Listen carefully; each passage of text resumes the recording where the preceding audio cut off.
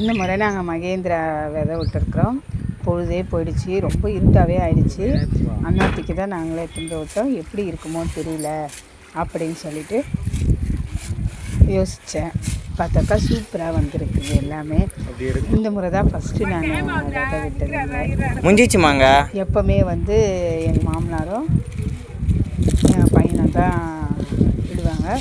இந்த முறை தான் சரி நானும் கற்றுக்குறேன் அப்படின்ட்டு போய் கழனியாண்ட கூட மாட கொஞ்சம் நான் விதை விட்டணுங்க. பார்த்தாக்கா சூப்பராக வந்துட்டு இருந்தது. எனக்கே ரொம்ப ஆச்சரியமாக இருந்துச்சு.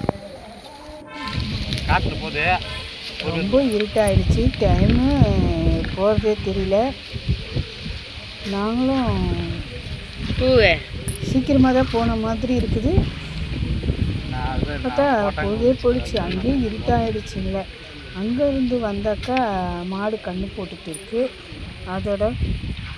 அதெல்லாம் பார்த்துட்டு எனக்கு ரொம்ப அன்றைக்கி எல்லாம் ரொம்ப என்னடா இது அப்படின்னு சொல்லிட்டு இருட்டாயிடுச்சு அங்கேயே. அதுக்கப்புறம் வந்து வீட்டில் மாட்டை பார்த்தோம். இருக்கிற வேலையெல்லாம் முடிச்சுட்டு அதுக்கப்புறம் தான்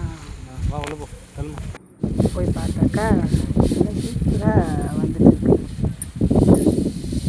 ரொம்ப திருப்தியாக இருந்தது. எப்படி இருக்குமோ என்னமோ சொல்லிட்டு நான் ரொம்ப பயந்துட்டு இருந்தேன்.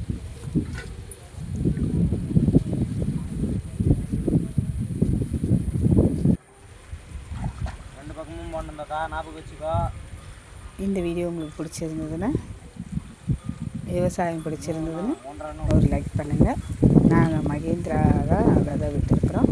நீங்கள் என்ன விட்டு இருக்கலாம் அப்படின்ற மாதிரி இருந்ததுனாலும், இல்லை இதை விட்டு பாருங்கள் அப்படின்ற மாதிரி இருந்தாலும் எனக்கு கமெண்ட் பண்ணுங்கள். இந்த வீடியோ பிடிச்சிருந்ததுன்னா லைக் பண்ணுங்கள்,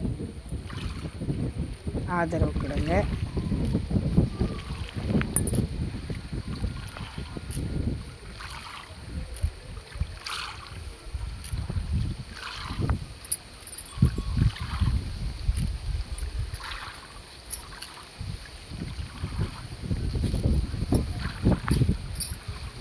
இப்போ தான் நாங்கள் வீடியோ போடுறோம்.